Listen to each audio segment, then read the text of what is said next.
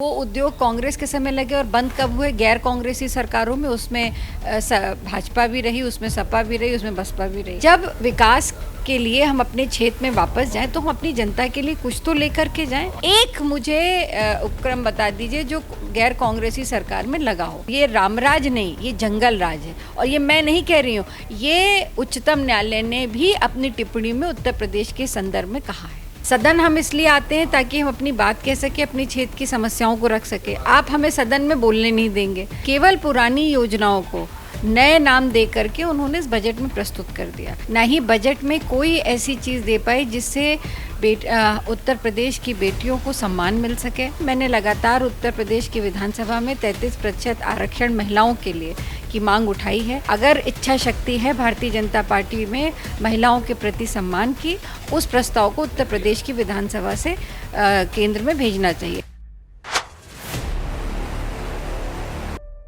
उत्तर प्रदेश सरकार का आखिरी बजट हो गया, पूरा बजट सत्र कंप्लीट हो गया, मगर क्या खास रहा, किस तरीके से विपक्ष इसको देखता है, इसके लिए हमारे साथ आराधना मिश्रा जी मौजूद हैं, विधान दल की नेता हैं कांग्रेस की।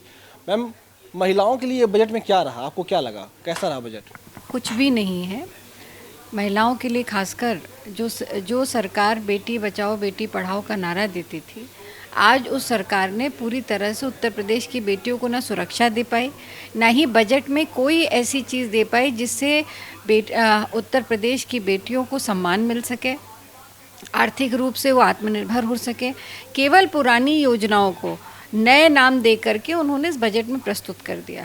किसी भी तरह की कोई नई योजना नहीं है जिससे उत्तर प्रदेश की बेटियों का मान सम्मान बढ़ सके, वो आगे बढ़ सके। पूरी तरह से असफल रही है। मैंने लगातार उत्तर प्रदेश की विधानसभा में 33% आरक्षण महिलाओं के लिए की मांग उठाई है। अगर इच्छा शक्ति है भारतीय जनता पार्टी में महिलाओं के प्रति सम्मान की, तो उनको ये सदन में प्रस्ताव लाना चाहिए था। और जिस तरह से कांग्रेस पार्टी लगातार मांग करती आई कि 33% आरक्षण सदन और संसद में होना चाहिए महिलाओं का, उस प्रस्ताव को उत्तर प्रदेश की विधानसभा से केंद्र में भेजना चाहिए था। दूसरा, आरक्षण जो 33% आरक्षण मैंने मांग की है कि 33% महिलाओं का आरक्षण, उसी वर्ग में जो आरक्षित वर्ग है उसी वर्ग में महिलाओं को 33% आरक्षण मिलना चाहिए। इससे कोई हमारे आरक्षण व्यवस्था में कोई बदलाव भी नहीं आएगा और महिलाओं को नौकरियों में प्रतिनिधित्व भी मिलेगा। मैम, लेकिन आपने आखिरी में कहा कि नल मिलना चाहिए, साथ में उन लोगों को और सहयोग मिलना चाहिए, कम से कम सड़कें बना सकें।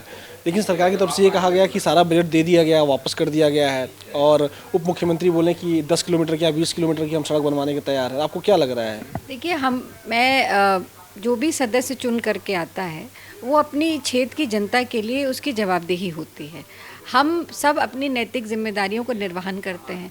सदन हम इसलिए आते हैं ताकि हम अपनी बात कह सके, अपनी क्षेत्र की समस्याओं को रख सके। आप हमें सदन में बोलने नहीं देंगे और उसको भी आपने आज समाप्त कर दिया। हम अपनी बात नहीं कह सकते, या पक्ष विपक्ष दोनों सदस्यों की बात है।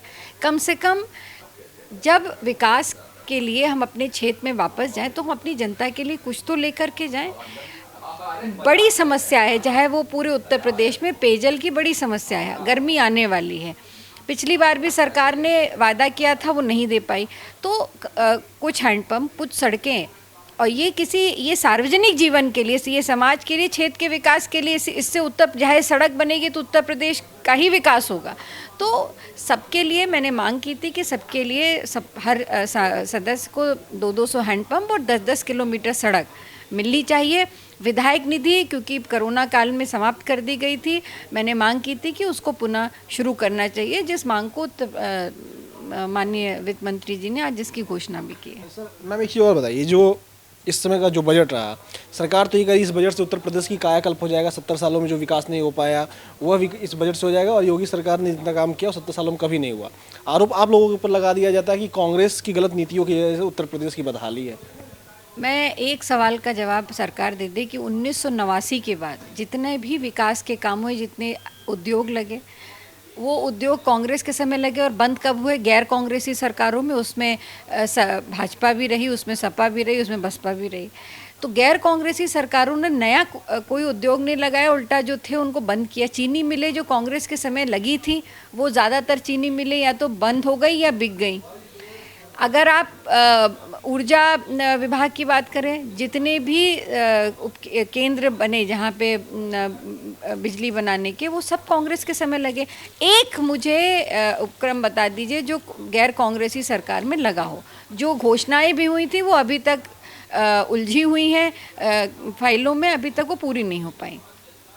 जितना भी विकास का काम, अगर आप विजन की बात करें, तो वो कांग्रेस के ज़माने में हुआ और गैर कांग्रेसी सरकारों ने उत्तर प्रदेश के विजन को समाप्त किया है, उसको नैरो डाउन किया है।